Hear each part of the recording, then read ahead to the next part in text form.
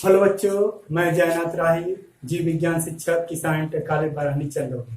आज हम कक्षा 12 के पाठ थर्ड मानव जनन के अंतर्गत लास्ट टॉपिक का अध्ययन करेंगे। उसमें क्या है, पहला है आपका क्या प्रसव और नंबर 2 है क्या दुग्ध श्रवण। इन दोनों के बारे में आज हम अध्ययन करें। प्रसव को पार्टोरेशन भी कहते। आइए देखते हैं कैसे। मानव में जो गर्भता काल है, गेस्टेशन पीरियड है, लगभग 9 मंथ का माना है। 9 से लेके 9.5 माह तक माना जाता।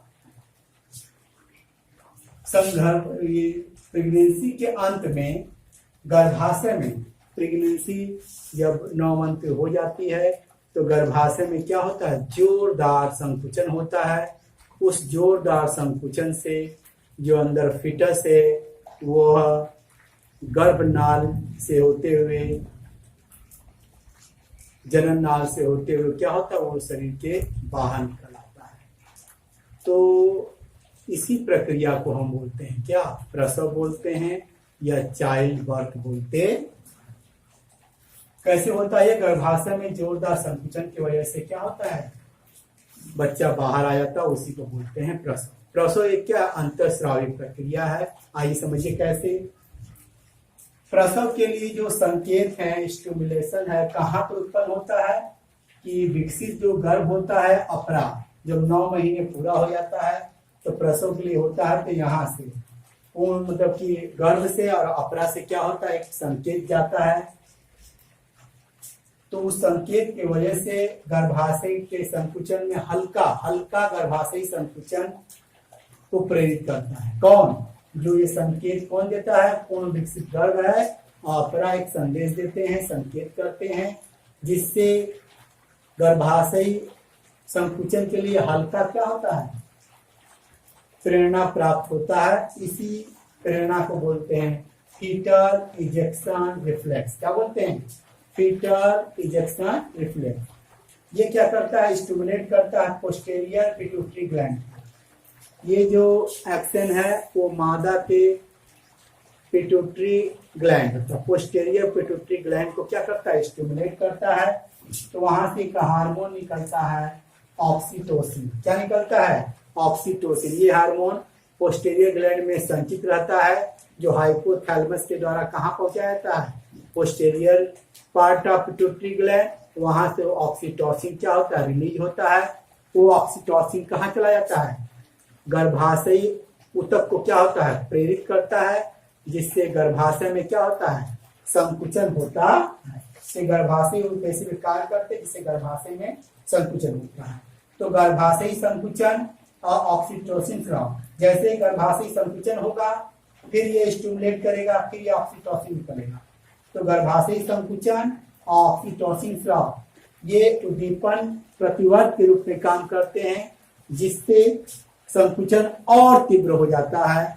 और संकुचन और तीव्र हो जाता है तो जो फीटस है वो जनन नाल के द्वारा शरीर के बाहर निकल आता है। इसी को हम प्रसव कहते हैं। बाहर निकलने के साथ साथ उसका अपरा भी क्या होता है, बाहर निकल आता है।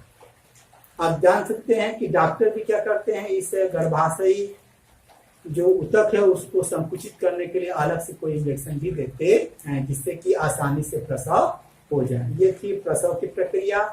अब है दुग्ध श्रावण की प्रक्रिया। गर्भावस्था के दौरान दुग्ध ग्रंथियों में या मेमरी ग्लैंड में क्या होते हैं, कुछ बदलाव आते हैं। तो गर्भावस्था के अंत तक या बच्चे की डिलीवरी के बाद उन माताओं में क्या होते, माताओं के दुग्ध ग्रंथियों में क्या मिल्क का स्राव होने लगता है, मिल्क का निर्माण होने लगता है। उसी को हम बोलते हैं लैक्टेशन। क्या बोलते हैं, लैक्टेशन। माताओं के द्वारा जो प्रथम दुग्ध निकलता है, पहला दुग्ध निकलता, उस दूध को हम बोलते हैं फीस या कोलेस्ट्रम बोलते हैं। कोलेस्ट्रम में एंटीबायोटिक की मात्रा बहुत ज्यादा होती है, जो बच्चे को क्या करती है, पोषण भी देती है, साथ साथ इम्यून सिस्टम को स्ट्रांग करती है, जिससे प्रतिरक्षा तंत्र उनका बना रहे और इन्फेक्शन से बचे। इसीलिए डॉक्टर्स क्या करते हैं, गर्भवती महिलाओं को या प्रसव के बाद महिलाओं को ये संदेश देते हैं कि बच्चे को कम से कम 6 महीने का अपना ही दूध पिलाएं, बाहरी दूध न पिलाएं। इसीलिए कहते हैं यदि बच्चा जो अपना दूध मम्मी का पिया रहता है उनके अंदर इम्यून सिस्टम ज्यादा अच्छा होता है। कुछ माताओं में प्रसव के बाद दूध का उत्पादन नहीं होता है, लेट में होता है, तो ऐसे बच्चे की जो प्रतिरक्षा क्षमता है कुछ अपेक्षाकृत कम रहती है। अब देखते हैं क्या मैकेनिज्म है। और जब बेबी क्राई करती है या सकिंग करती है तो एक स्टिमुलस संवेदना कहाँ चला जाता है? हाइपोथैलेमस के पास।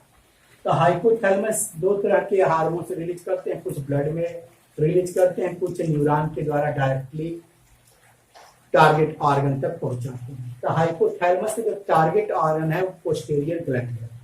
तो ब्लड के द्वारा जो स्टिमुलेट किया गया हार्मोन है, क्या नाम उसका? Prolactin releasing hormone. ये जाकर के एंटीरियर पिट्यूटरी ग्लैंड को स्टिमुलेट करता है। तब anterior part of pituitary gland से क्या निकलता है? Prolactin hormone. क्या निकलता है? Prolactin hormone. वो प्रोलैक्टिन हार्मोन ब्रेस्ट को स्टिमुलेट करेगा, जिससे ब्रेस्ट के अंदर क्या होगा? दुग्ध ग्रंथियों के अंदर मिल्क का फॉर्मेशन होगा, मिल्क का निर्माण होगा। जबकि दूसरी तरफ हाइपोथैलेमस के न्यूरॉन डायरेक्टली क्या करते हैं? बना बनाया जो हार्मोन है पोस्टीरियर पिट्यूटरी ग्लैंड को भेज देते हैं। यहाँ पे पोस्टीरियर पिट्यूटरी ग्लैंड में ये हार्मोन संचित रहते हैं। उस हार्मोन क्या है? ऑक्सीटोसिन नाम है। ये ऑक्सीटोसिन जो होता है स्टिमुलेट करता है ब्रेस्ट मेमोरी ग्लैंड को। तब जाकर के मिल्क क्या होता है? इजेक्ट होता है, मिल्क बाहर निकलता है।